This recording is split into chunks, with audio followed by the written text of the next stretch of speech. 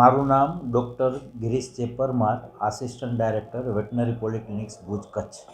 હાલમાં જોઈએ તો આપણે તારીખ 1/3/2026થી 15/4/2026 દરમિયાન NADCP 8મો રાઉન્ડ ચાલુ થવાનો છે. આ રાઉન્ડમાં આપણે દરેક જિલ્લાના દરેક ગામમાં આપણે સઘન FMD રસીકરણનો પ્રોગ્રામ અમલમાં મૂકવા જવાનો છે.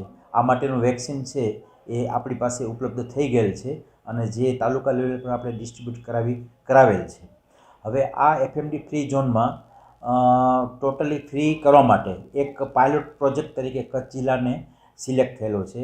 એટલે આ વખતે જે 1/3થી 15/4 સુધી જે સઘન FMD રસીકરણનો પ્રોગ્રામ અમલમાં મૂકવા જઈ રહ્યા છે, ત્યારે અમારી બધા પશુપાલકોને એક અપીલ છે કે દરેકે FMD વેક્સિનેશન ફરજિયાત કરાવવું અને એ રેગ્યુલર બેઝ ઉપર વર્ષમાં આપણે 2 વાર કરાવતા હોઈએ છીએ, તો એનાથી આપણે FMD ફ્રી ઝોન કરી શકીએ અને આ માટે વેક્સિનેશન કરવા માટે આવતી ટીમને પૂરો સહકાર આપવા માટે વિનંતી છે.